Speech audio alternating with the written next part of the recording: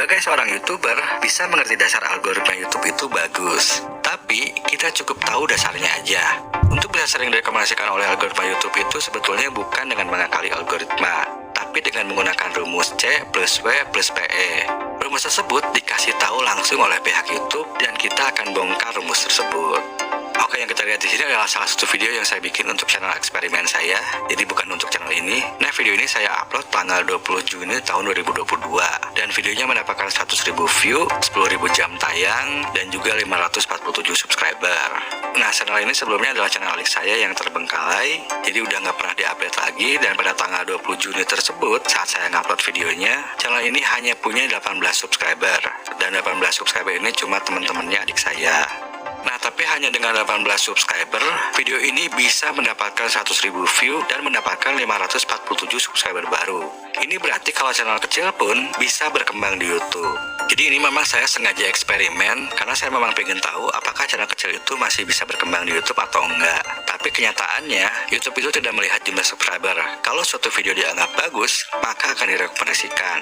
Nah, video yang dianggap bagus oleh algoritma YouTube itu bukan video yang dibuat dengan peralatan mahal, tapi video yang memiliki faktor C plus W plus PE. Nah, cuma setelah ngupload video ini, saya nggak ngupload lagi video baru, ya jadi channelnya kembali mati suri. Dan hal ini menandakan kalau kita pun harus rajin upload. Tapi di sini saya nggak upload lagi karena tujuannya cuma eksperimen, jadi channelnya berhenti berkembang.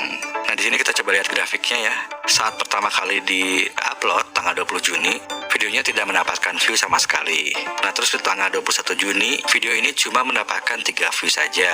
Tapi di tanggal 22 Juni, video ini tiba-tiba direkomendasikan dan mendapatkan 586 view. Dan 17 hari kemudian, video ini bisa dapat lebih dari 95.000 view. Jadi algoritma YouTube itu memang butuh waktu untuk mendapatkan data. View dari video ini pun gak secara tiba-tiba melejit begitu saja. Setelah algoritmanya mendapatkan data yang cukup dan ternyata videonya dianggap bagus, maka akan sering direkomendasikan, walaupun subscriber kita itu jumlahnya masih sangat sedikit. Mari kita bongkar apa itu C plus W plus PE. Oke, yang lagi kita lihat di sini adalah sebuah artikel, dan ini adalah artikel dari blog resminya YouTube. Nah, artikel ini ngebahas tentang sistem rekomendasi YouTube, dan artikel ini ditulis oleh VP of Engineering YouTube yang namanya Christos Goodrow. Jadi VP of Engineering itu adalah orang yang paling bertanggung jawab dalam pengembangan aplikasi YouTube. Nah, dan saya akan jelasin kepada teman-teman supaya teman-teman bisa lebih mengerti bagaimana sistem rekomendasi YouTube bekerja. Nah, untuk pembukanya saya skip aja ya, kita langsung ke intinya aja. Nah, di sini dikatakan kalau sistem rekomendasi YouTube itu dibuat untuk membantu orang-orang atau untuk membantu penonton agar menemukan video yang ingin mereka tonton. Jadi bukan mencarikan penonton untuk video yang kita upload, tapi mencarikan video untuk para penonton. Nah, dua tempat utama dalam merekomendasikan video itu adalah di beranda dan juga di bagian up next atau suggested videos. Jadi memang kalau mau dapat view banyak itu kita harus direkomendasikan di salah satu tempat ini. Nah, di sini dijelaskan bagaimana algoritma YouTube memilih video yang akan direkomendasikan. Nah, untuk itu algoritma YouTube akan melihat beberapa sinyal. Yang pertama adalah kliks dulu. Nah, proses nonton di YouTube itu kita kan harus ngeklik dulu, baru kita nonton. Video-video yang kita klik untuk ditonton itu pastinya memiliki sesuatu yang menarik untuk diri kita, baik di thumbnailnya atau di judul videonya. Teman-teman sendiri pun pasti nggak akan ngeklik untuk nonton video kalau thumbnail dan judulnya nggak menarik. Jadi kalau dapat ide konten baru, coba dipikirin dulu apakah ada nilai yang menarik untuk diberikan kepada penonton. Jadi saat kita brainstorming itu, kita harus berusaha berpikir seobjektif mungkin. Jadi intinya, pilih topik yang sekiranya bakal diklik oleh audiens. Nah, dan kita bisa terbantu untuk lebih tahu kalau topik yang kita pilih untuk channel kita adalah topik yang memang kita sukai atau kita kuasai. Nah, nanti setiap kalian ngupload video baru, coba lihat rasio klik tayangnya. Jadi di sini kita bisa evaluasi kalau kita mendapat rasio klik tayang yang terlalu kecil. Nah, sebetulnya untuk setiap topik itu bisa beda-beda ya. Tapi garis besarnya kalau saya, dalam 24 jam pertama itu harus di atas 7%. Kalau bisa sih 10% ke atas. Nah, yang saya suka lakukan beberapa jam setelah upload, saya akan masuk analitik YouTube, terus saya lihat rasio klik tayangnya. Kalau misalkan di bawah 4%, buat saya itu udah kecil banget. Jadi saya akan coba ganti thumbnail dan judulnya. Tapi kalau dari dasar topiknya memang udah nggak menarik, kita rubah-rubah pun juga biasanya akan susah. Makanya itu penting untuk dapat dulu topik yang menarik. Nah, baru setelah itu kita coba olah lagi topiknya, kita kembangin apakah kita bisa menulis judul yang menarik dari topik tersebut. Nah, kalau memang bisa, baru saya akan bikin videonya. Nah, selain mikirin judul, saya juga biasanya mikirin konsep thumbnailnya dulu. Jadi kira-kira ini gambar thumbnail itu seperti apa yang menarik. Jadi bikin thumbnail di sini bukan berarti desainnya harus bagus, tapi apa yang di thumbnail itu bisa menarik perhatian viewer. Entah itu teksnya atau gambar yang ada di thumbnail. Untuk video eksperimen saya, untuk rasio klik tayangnya itu cuma 4,3%. Tapi pas awal ngupload itu, rasio klik tayang mencapai 12%. Jadi di hari pertama itu cukup penting untuk bisa dapat rasio klik tayang yang tinggi.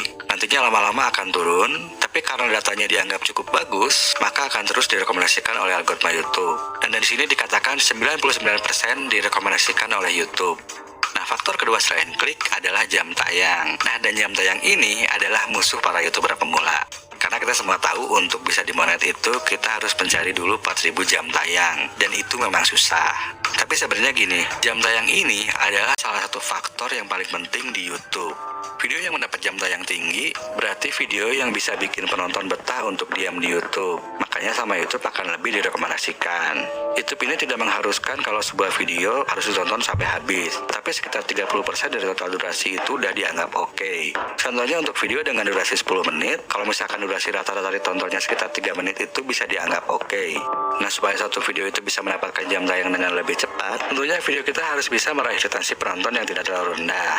Nah, jadi kalau misalkan retensinya udah cukup tinggi, kliknya juga lumayan tinggi, maka watch time-nya pun akan lebih cepat bertambah. Jadi saat kita upload video baru itu jangan cuma dilihat jumlah view-nya doang, tapi lihat juga watch time-nya, lihat juga retensinya, dan juga lihat rasio klik tayangnya. Kalau misalkan masih terlalu rendah, berarti videonya masih harus dibenerin. Kembali lagi ke analitik video eksperimen saya, dan ini kita lihat durasi tonton rata-ratanya pun nyampe ke 5 menit dengan retensi 46%. Di sini kalau kita lihat jam tayangnya, di hari pertama itu cuma dapat 0,4 jam tayang, berarti sekitar 40 menit. Terus di hari kedua melonjak menjadi 49 jam tayang. Nah, ini karena di 2 hari pertama itu rasio klik tayangnya dan juga durasi tonton rata-ratanya itu cukup tinggi. Sehingga pas di hari ketiga tiba-tiba melonjak menjadi 295 jam tayang. Dan di hari-hari berikutnya juga terus melonjak sampai akhirnya satu video ini bisa dapat 10.000 jam tayang. Nah, jadi rumus yang saya mention di awal tadi yaitu C plus W plus PE. C-nya itu adalah klik dan W-nya itu adalah watch time. Nah, untuk PE-nya adalah data-data lain yang dilihat oleh algoritma YouTube. Dan PE ini adalah positive engagement. Kalau misalkan engagementnya negatif, maka tidak akan direkomendasikan walaupun klik dan jam tayangnya tinggi. Awal-awal mungkin akan direkomendasikan dulu, tapi karena algoritma YouTube akan terus menilai dan sampai akhirnya tahu kalau engagementnya negatif, maka rekomendasinya akan diberhentikan. Nah, engagement seperti apa aja yang dinilai sama algoritma YouTube? Yang pertama adalah survei respons, dan ini kita nggak tahu datanya. Survei respon ini suka muncul di beranda YouTube, tapi nggak terlalu sering. Nah, tapi kadang-kadang kalau kita baru beres nonton video, di beranda itu akan ada suatu survei yang menanyakan kepada kita apakah videonya bagus atau videonya jelek. Nah, dan ini kita nggak akan tahu jawaban penonton kita itu seperti apa, apakah pendapat mereka itu negatif atau positif. Yang pasti hanya algoritma YouTube yang tahu. Nah, yang bisa kita lakukan adalah bikin video sepositif mungkin. Nah, selain survei respons, engagement yang dilihat selanjutnya adalah sharing, like, dan dislike. Nah, dan untuk data-data ini kita bisa lihat di analitik. Kalau misalkan suatu video itu memang positif, memang dianggap bagus, sebagian orang yang nonton akan nge-likes, dan sebagian kecil lagi akan nge-share video kita di WhatsApp atau di grup-grup lainnya. Nah, untuk video eksperimen saya ini, rasio like versus dislike-nya itu adalah 93,5%. Kita memang nggak bisa mengharapkan semua orang untuk nge-like, pasti akan ada yang dislike, tapi mendapatkan 90% like itu udah cukup bagus. Nah, dan ini di advance mode, kita juga bisa melihat kalau video eksperimen saya ini telah di-share sebanyak 56 kali. Memang nggak terlalu banyak, tapi memberikan indikasi kepada algoritma YouTube kalau video ini cukup disukai. Nah, sekarang kalian sudah tahu bagaimana sistem rekomendasi YouTube bekerja, dan seperti yang tadi kalian lihat, di YouTube itu ternyata memungkinkan untuk bisa dapat banyak view tanpa harus memiliki banyak subscriber. Nah, nanti kalau kalian mau, kalian bisa langsung baca artikelnya, linknya saya akan pasang di deskripsi. Nah, dan untuk tahu tips-tips nge-YouTube lainnya, kalian bisa lanjutkan untuk nonton video-video lain dari channel ini. Sampai jumpa di video selanjutnya.